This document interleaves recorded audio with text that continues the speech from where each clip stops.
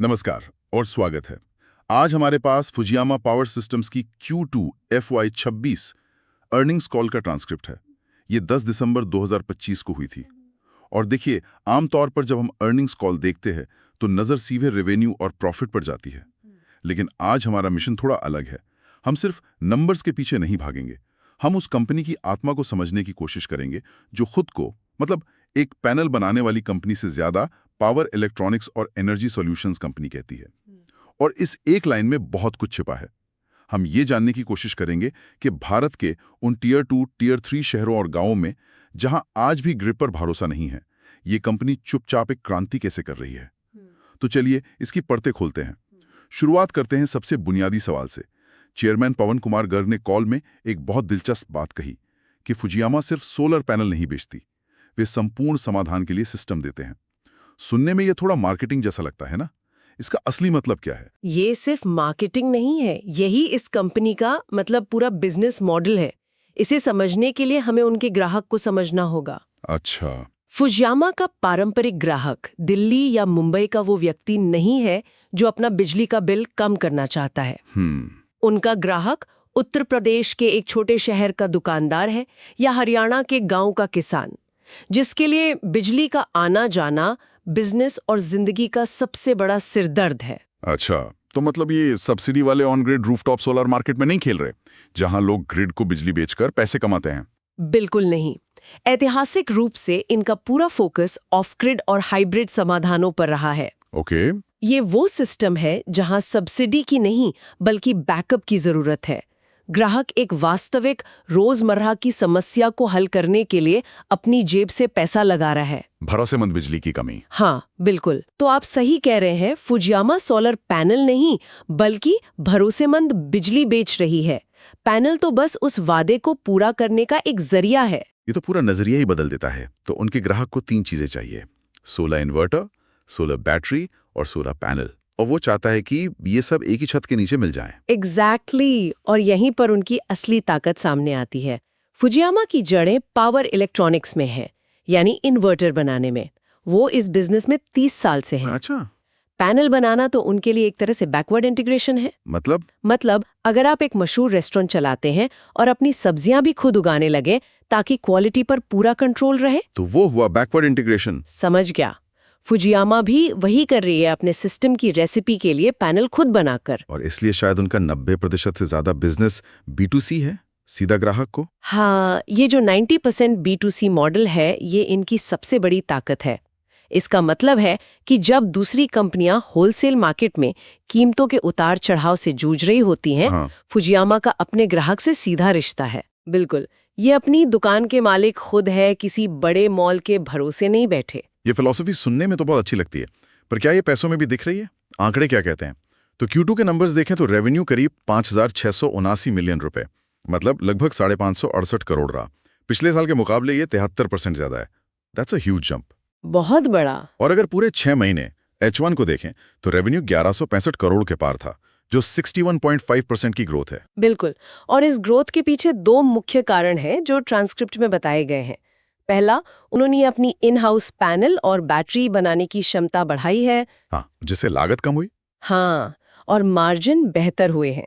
दूसरा, जैसे जैसे वॉल्यूम बढ़ा है, उनकी प्रोडक्शन एफिशिएंसी भी बेहतर हुई है। लेकिन यहाँ एक दिलचस्प पेच है।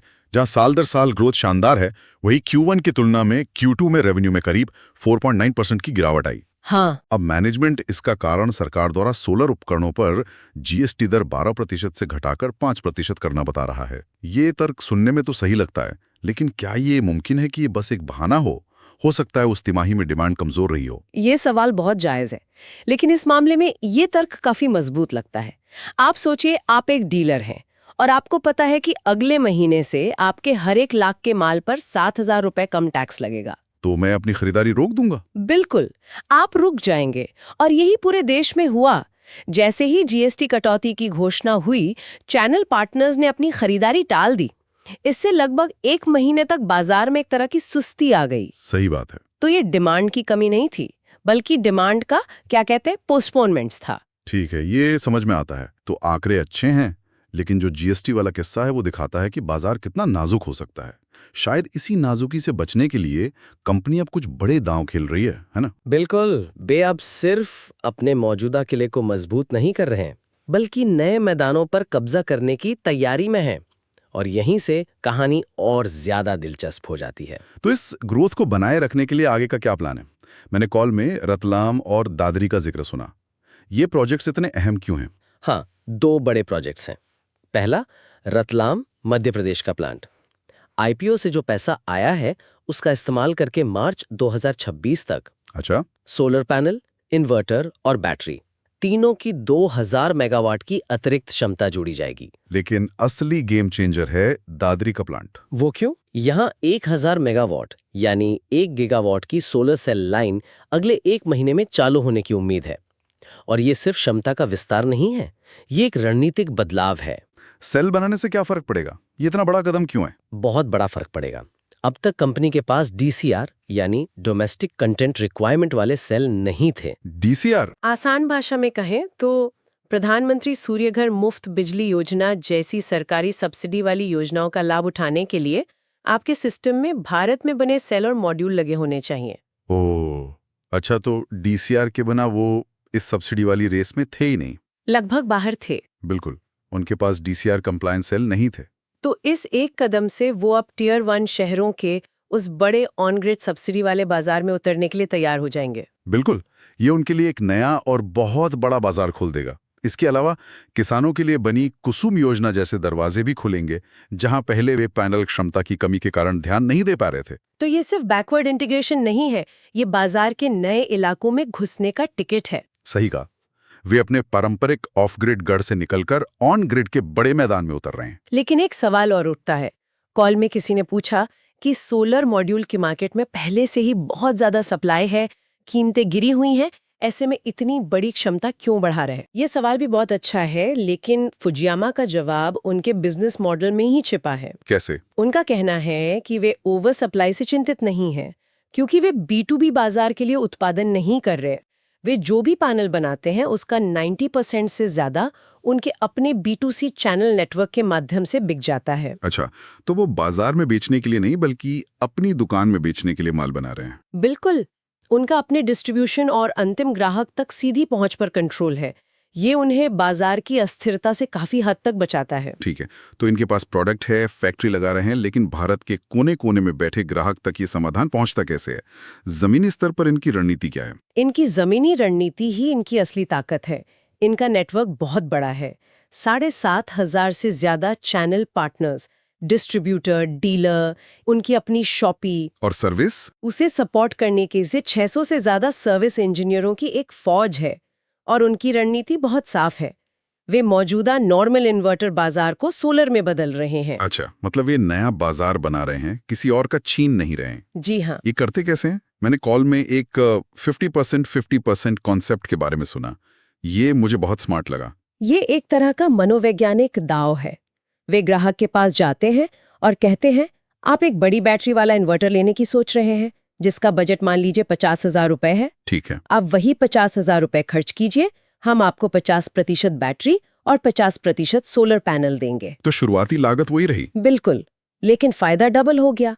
बैकअप उतना ही मिलता है, पर बिजली का बिल कम हो जाता है और बैटरी की लाइफ भी बढ़ जाती है। कमाल है।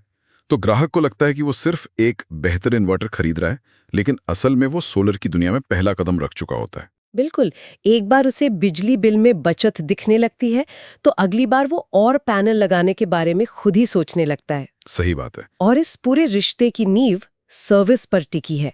जब ग्राहक को पता होता है कि इंस्टॉलेशन और सर्विस के लिए स्थानीय डीलर मौजूद है तो भरोसा बनता है, और छोटे शहरों में व्यापार भरोसे पर ही चलता है। बिल्कुल सही। और अब तो उन्होंने क्रिकेटर सूर्य कुमार यादव को अपना ब्रांड एम्बेसडर भी बना लिया है।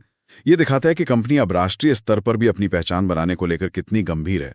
तो जब हम इन सभी डॉट्स को जोड़ते हैं तो फुजियामा पावर की कहानी सिर्फ एक सोलर कंपनी के अच्छे तिमाही नतीजों की नहीं है, ये भारत के ऊर्जा परिदृश्य में हो रहे एक बहुत बड़े बदलाव की कहानी है। कुछ मुख्य बातें जो सामने आती हैं। पहली, उनकी सफलता का राज सिर्फ उत्पाद बेचना नहीं, बल्कि अविश्वसनीय बिजली की वास्तविक समस्या का एक संपूर्ण समाधान देना है। सही है, वे एक जरूरत पूरी कर रहे हैं, सिर्फ एक प्रोडक्ट नहीं बेच रहे हैं। दूसरी बात, उनकी ग्रोथ भारत के टियर 2 और टियर 3 शहरों की नब्ज को समझने से हुई है। एक ऐसा बाजार जिसे अक्सर बड़ी कंपनियां नजरअंदाज कर देती हैं, लेकिन जहां असली मांग है। और तीसरी, भविष्य की रणनीति अब सिर्फ अपने किले को बचाने की नहीं बल्कि नए और बड़े बाजारों पर धावा बोलने की है। वो बैकवर्ड इंटीग्रेशन के जरिए सब्सिडी आधारित शहरी और कृषि बाजारों में प्रवेश करने के लिए तैयार हैं। बिल्कुल। और यहाँ एक विचार के साथ इस चर्चा को समाप्त करते हैं। अर्निंग्स कॉल में मैनेजमेंट ने एक छोटी सी बात का उल्लेख किया। क्या? कि वे पिछले 3 सालों से अपने सेल्स नेटवर्क में AI का उपयोग कर रहे हैं ताकि इंक्वायरी को बिक्री में बदलने की दर, मतलब कन्वर्जन रेशियो में सुधार हो सके। अच्छा, AI का इस्तेमाल कर रहे हैं? हाँ। अब सवाल ये उठता है कि जब फुजियामा जैसी कंपनियां AI जैसी परिष्कृत तकनीक का उपयोग करके भारत के गांव और छोटे शहरों में विश्वसनीय ऊर्जा समाधान पहुंचा रही हैं, तो ये महानगरों से परे हो रहे तकनीकी और आर्थिक परिवर्तन के बारे में क्या संकेत देता है? क्या टेक्नोलॉजी अपनाने की अगली बड़ी लहर उन जगहों पर होगी जहां लोग पहली बार स्थायी और विश्वसनीय ऊर्जा का अनुभव कर रहे हैं? ये सोचने वाली बात है।